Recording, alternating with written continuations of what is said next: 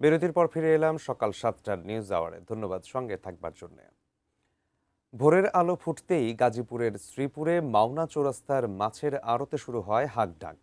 ৫ ঘন্টা সময়ের এ বাজারে বিক্রি হয় ১.৫ থেকে ২ কোটি টাকার মাছ। শ্রীপুরের পল্লী বিদ্যুৎ মোড়ের মাছের আড়ত থেকে বিস্তারিত জানাতে সরাসরি যুক্ত হচ্ছেন প্রতিনিধি শিহাব খান। শিহাব, এই শ্রীপুরের এই মাছের আড়তে আসলে বেশ বড় অঙ্কের টাকার মাছ কেনা বেচা হয় এবং এই মাছ কেনা বেচার এই বাজারটি মাত্র ৫ ঘন্টাতেই সীমাবদ্ধ থাকে। এই মাছগুলো আসলে কোথা থেকে আসে এবং ক্রেতা এবং বিক্রেতাদের সর্বশেষ কি তথ্য আপনি আমাদেরকে জানাবেন?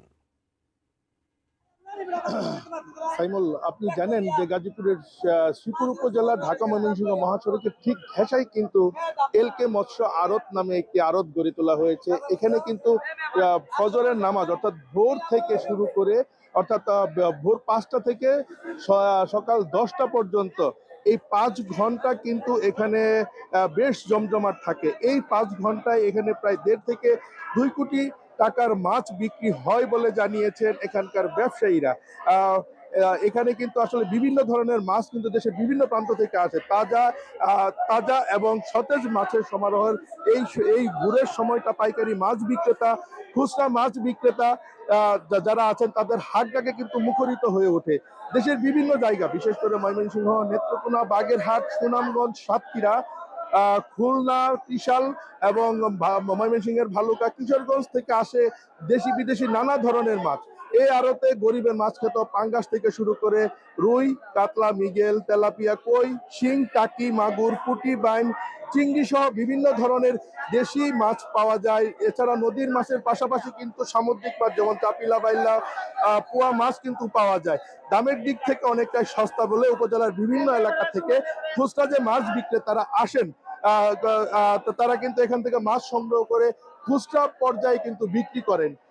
এখানকার মূলত যে ক্রেতারা, এখানকার ক্রেতারাই কিন্তু মূলত হচ্ছে আপনার খুচরা বিক্রেতা। এখান থেকে মাছ সংগ্রহ করে প্রতিটি বাড়িতে বাড়িতে এবং বিভিন্ন আশপাশের যে বাজারগুলো আছে সেখানে কিন্তু নিয়ে যান।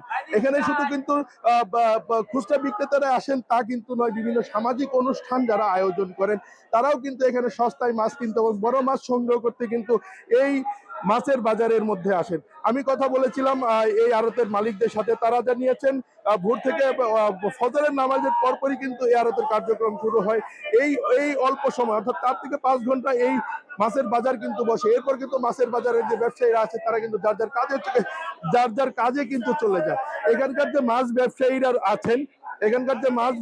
আছেন তারা কিন্তু শুধু মাছের পাইকারি বা খুচরা বিক্রেতাই নন, মাছ প্রেমী যে সাধারণ মানুষ যারা আছেন তারাও তাদেরও কিন্তু পদচারণায় সকালটা এই এই আরো প্রাঙ্গণটা বেশ মুখরিত থাকে। সাইমুল।